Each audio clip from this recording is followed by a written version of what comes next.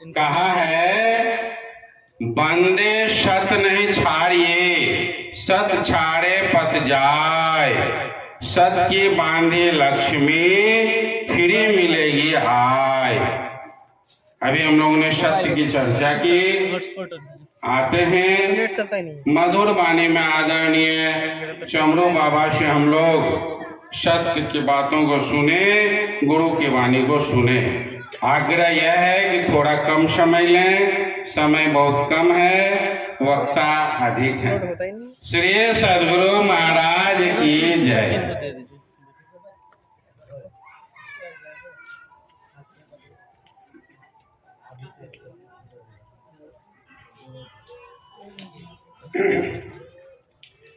श्री सद्गुरु महाराज की जय। श्री सद्गुरु महाराज की जय। श्री सद्गुरु महाराज बंदो गुरुपद कंज, बंदो गुरुपद कंज, कृपा सिंधु नर रूप हरि, महामोह जासु वचन रवि कर। मंगल मूर्ति सद्गुरु, मंगल मूर्ति सद्गुरु, मिलवे सर्वाधार, मंगल में मंगल करनो बिनो बारंबार। श्री सद्गुरु महाराज की आदरणीय श्री श्री 108 ब्रह्मलीन हमारे आदि गुरु श्री ज्ञान जी महाराज के पवित्र चरणों में कोटि रमन। पटना मनेर में निवास कर रहे संत सद्गुरु हृदयाला जी के पवित्र चरणों में कोटि रमन। मन के आसन हमारे गुरु भाइयों एवं इस पंडाल में पधारे हुए जितने भी संत महात्मा हैं और दूर से सुनने वाले श्रद्धालुओं के चरणारविंद में मेरा सादर बंदगी। जय गुरु संतपति। बड़े हर्ष की बात है, आप लोग कुछ समय से ही सत्संग का लाभ उठा रहे हैं। अभी आप सुने कि हमारे अध्यक्ष महोदय ने मुझे कुछ कहने के लिए कहा है। सत्संग आप लोग अभी भजन में हमारे गायक महोदय ने सुनाया शिवनाथ जी के बारे में, वंदना भजन। हमारे शिवनाथ जी महाराज आप लोग जानते ही होंगे कि वह एक जमींदार के पुत्र थे और वह संत बन गए, लेकिन उसमें कौन ऐसी शक्ति आई और उन्हें समझा कि अपने राजपाट को छोड़कर सत्संगी बन गए। संतों के शरण में जाकर आज उनका देश विदेश में पूजा हो रहा है। और उनके पिताजी बागराज राजा के रूप में गिने जाते थे, लेकिन आज उसके देश विदेश में या उस स्थान के करीब करीब में भी पूजा नहीं होता होगा, लेकिन शिवनाथ स्वामी का देश विदेशों में पूजा हो रहा है। तो भक्ति में इतनी बड़ी शक्ति है। हम लोग आज से नहीं बहुत दिन से सुनते आ रहे हैं ऋषि महात्मा के बारे में, भगवान बुद्ध के बारे में, कबीर साहब के बारे में, नानक देव जी के बारे में। सबों ने इस जीवन को समझा कि मुझे भक्ति करना है। बहुत सारे, इतना ही 400-500 संत महात्मा आए, ऋषि महात्मा आए, हजारों हजार, इतना ही मनुष्य नहीं आए इस पृथ्वी पर। बहुत सारे लोग आए, लेकिन सबों का नाम नहीं आज स्वर्ण अक्षरों में लिखा हुआ है। हमारे भगवान राम भी आए, भगवान कृष्ण भी आए, भगवान शंकर भी आए, लेकिन संतों का जीवन बहुत बड़ा जीवन है। आप लोग जानते होंगे कबीर साहब बिल्कुल पढ़े लिखे नहीं थे और गरीब घर के थे, लेकिन उनका एक एक शब्द आज बड़े बड़े विद्वान अर्थ नहीं लगा सकते। अगर किसी विद्वानों को पूछा जाए, एक दुआ है, तिल माही तिल है तिक तिक मिक में याग, तेरा साईं तुझ में जाग सके तो जाग। इस दुआ का अर्थ प्रोफेसर साहब लगा सकते हैं दो बातों का, कि तिल के अंदर तेल छुपा हुआ है, उसको अगर युक्ति से कोल्हू में या मशीन में पेराई करने के बाद तेल निकल आता है तो देख लेता आदमी कि सही माने में तिल के अंदर तेल छुपा है। लेकिन इन आंखों से हम लोग नहीं देख पाते। चिकमिक में याग, पत्थर होता है चिकमिक, पत्थर में आग है, लेकिन हम लोग नहीं देखते। हम लोग पत्थर समझ करके उसको जानते हैं कि पत्थर है, लेकिन उसके अंदर में आग छुपा हुआ है।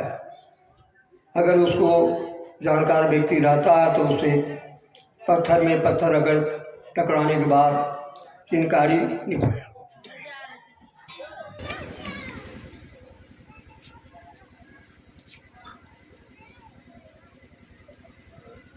श्री सदगुरु महाराज की है।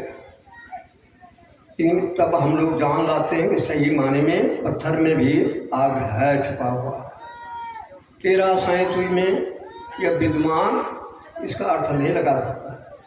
तेरा साईं तुझ में जाग सके तो जाग, कबीर साहब कहवाने है कि प्रभु परमात्मा सबके अंदर है, लेकिन जाग सके तो जाग। जिसने प्रयास किया, जिसने जानने का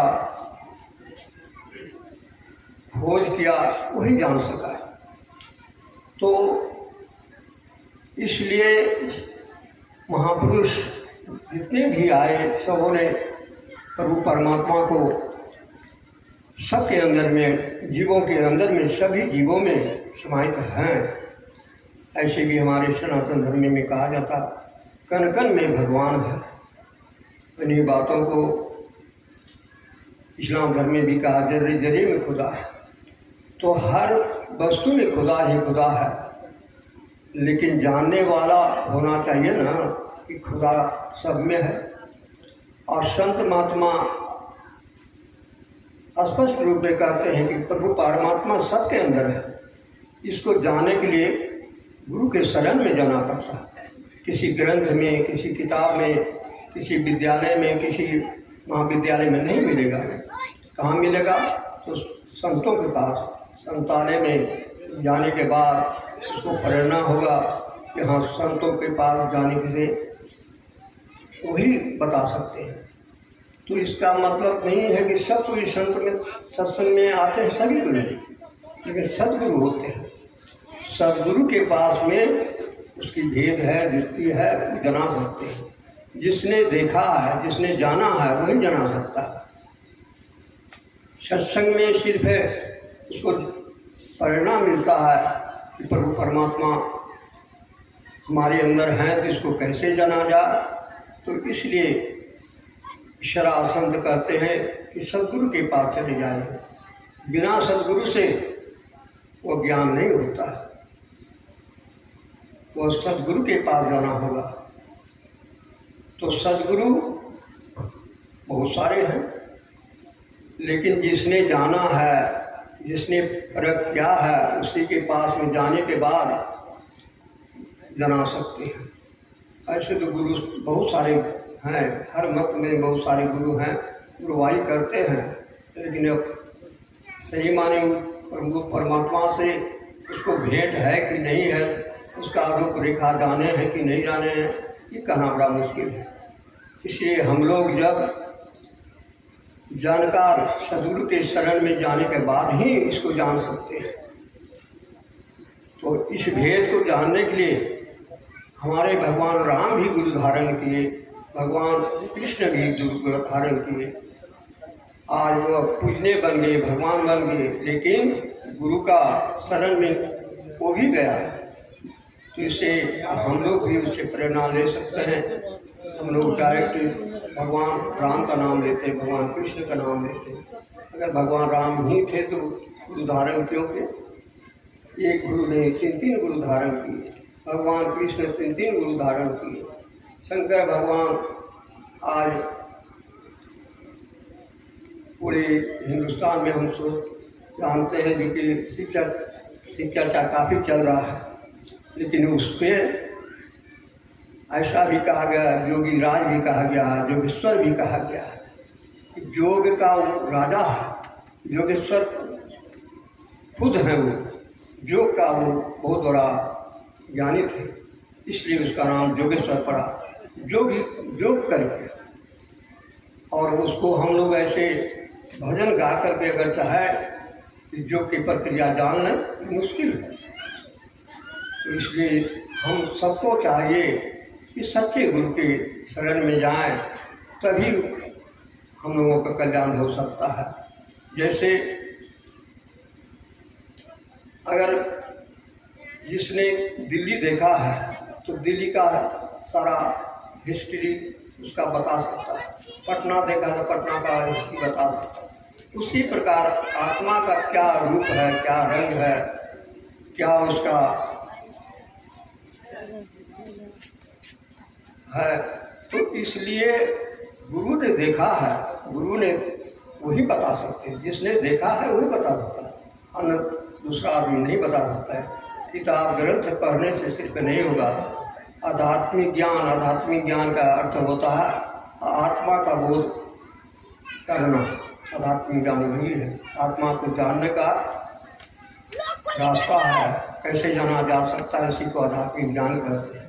वह सदगुरु के शरण में, बिना सदगुरु के शरण में नहीं मिल सकता है। इसलिए हम लोगों को चाहिए सत्संग में आवे, सत्संग से सतमार्ग मिलता है। इससे पता चलता है कि कौन पहुँचे हुए संत हैं, पहुँचे हुए ज्ञानी पुरुष कौन हैं।